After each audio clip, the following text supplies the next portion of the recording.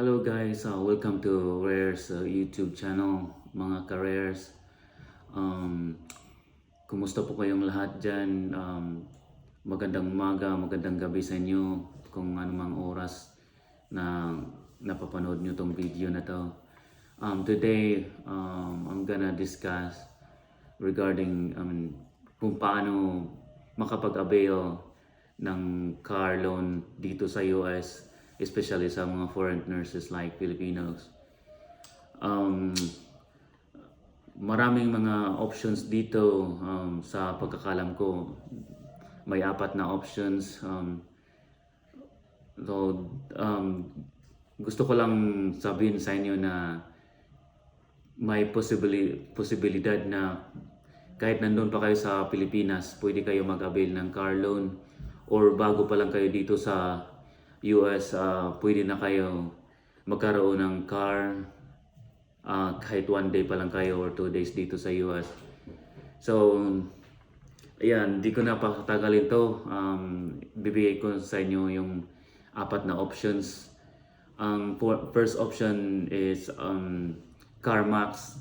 Itong CarMax na to, para siyang dealer sa mga sasakyan. Yung binibenta nila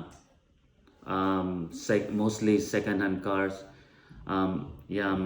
Marami silang options, pero second-hand, pero may iba naman na low pa rin yung mileage, so not bad.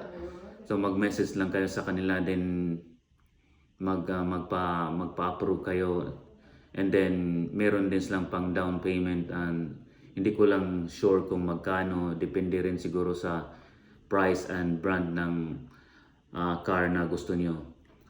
Second naman, itong Mazda. Meron silang promo na particularly for foreign nurses. So, pero ang disadvantage nito, meron silang nanghihingi sila ng down payment. Usually, tayo mga nurses, gipit tayo sa budget. Papunta dito sa US, minsan yung iba sa atin nang-uutang pa ng pera para lang pambawon dito sa US. Fortunate yung mga mga nurses na punta rito sa US na may kaya yung pamilya kasi malaki yung budget nila. So kung meron kayong bigger budget, mostly 10K dollars, $10,000, papunta rito sa US, and then dalawa lang kayo, pwede kayong kumuha ng Mazda. So meron silang promo for nurses. So yung last time nag-inquire kami, hiningan kami ng around 3 grand dollars na pang down payment, since wala kaming pang down kasi konti lang yung budget namin papunta rito sa US. So hindi kami tumuloy. Napilitan kaming humanap ng ibang option. So sa una, mahirap talaga kasi necessity yung car dito sa USA. Kailangan mong bumili talaga, walang public transport dito, lalo na dito sa lugar namin sa Tennessee, Chattanooga. And then the number 3 option is the Advancel. Pagdating nyo dito sa US, kung gusto nyo, message lang ako, message yung page na to na Rare, and then i-guide ko kayo kung paano mag-avail ng Advancel. Ang Advancel naman is a financial institution. Nung una, nag-apply kami ng credit card sa Advancel, na-approve naman kami. So, nagpa-approve kami ng auto loan. Binigyan kami ng $40,000 na range until up to $40,000 ang pwede namin makukuha na car.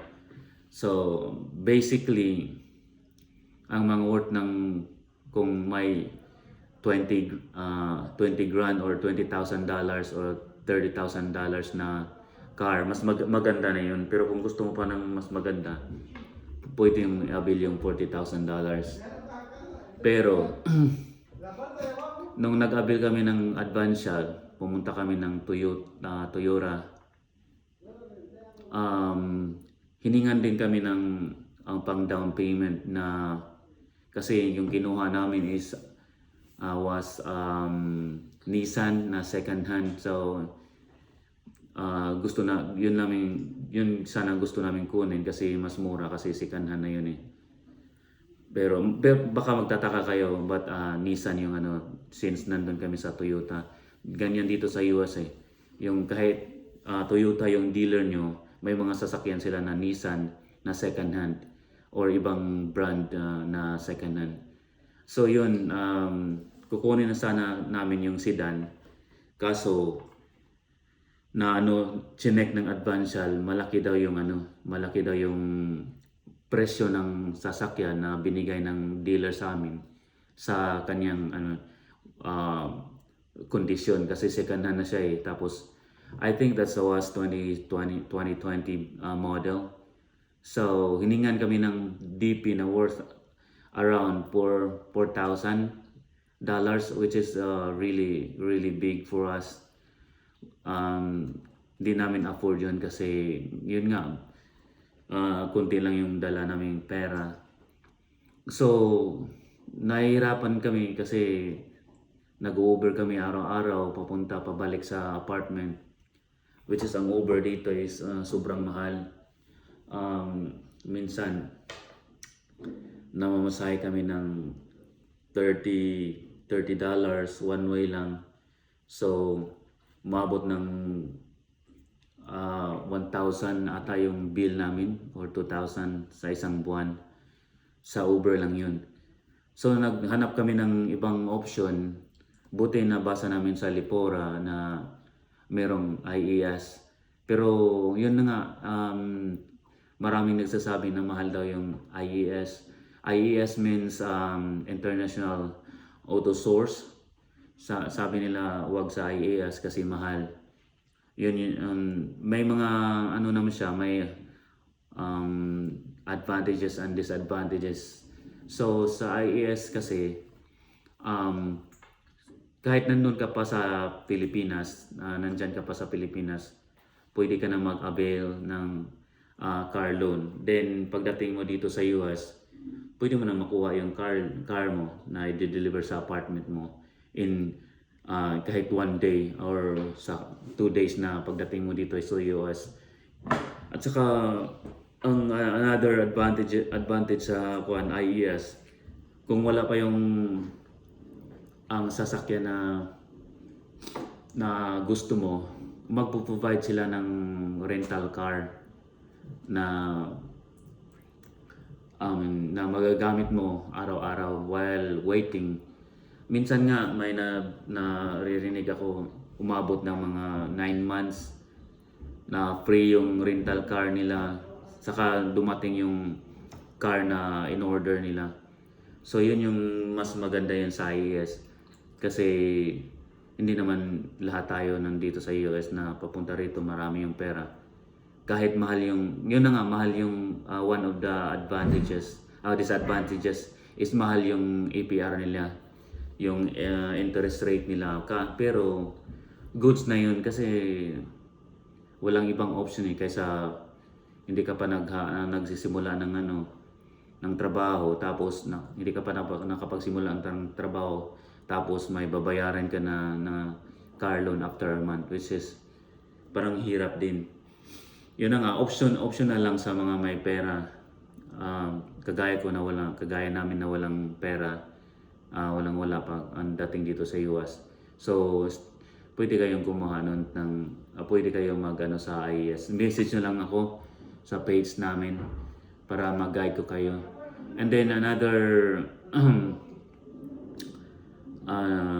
disadvantages sa IES,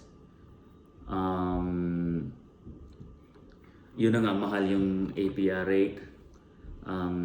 Parang doble yung doble yung angat niya or laki niya sa price.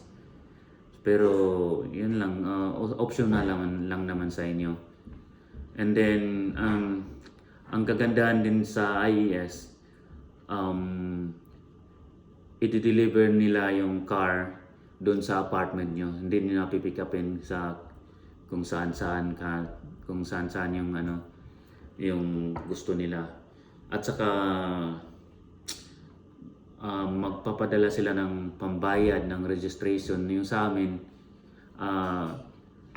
pinadala nila kami ng pambayad ng registration. Yung out of pocket na binayaran namin is $200 lang.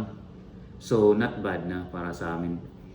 And then yung rental car, I think 7 months kaming gumamit ng rental car bago dumating yung car na in-order namin. And then last thing na disadvantage sa IES, meron silang limited options regarding sa car brand model. So as I can remember, ang andun sa option nila sa mga brands, meron silang Nissan, meron silang Volkswagen, meron silang Ford, pero hindi lahat ng mga model ng mga sasakyan na yun na available. Meron lang kunwari for example sa Nissan, yung Nissan nila is Rogue lang yung nandun. And then sa Volkswagen naman, meron silang Taiwan, something like that. And then sa Ford naman, may Ford sila na hindi Ford Explorer, parang hindi ko maalala yung pero para siyang jeep na itsura. Yun lang, limited yung nila, option nila. Wala silang mga Toyota, wala silang Honda na sikat na mga brand. Pero after a year, pwede mo namang i-trade yung sasakyan mo. Pwede mo gawing Toyota or any brand na gusto mo. Meron silang tinatawag na trading dito, trade-in. So I think that's it, guys. If you like my video, if you like this video, please share this video and don't forget to subscribe the button. Thank you and take care always. Bye bye.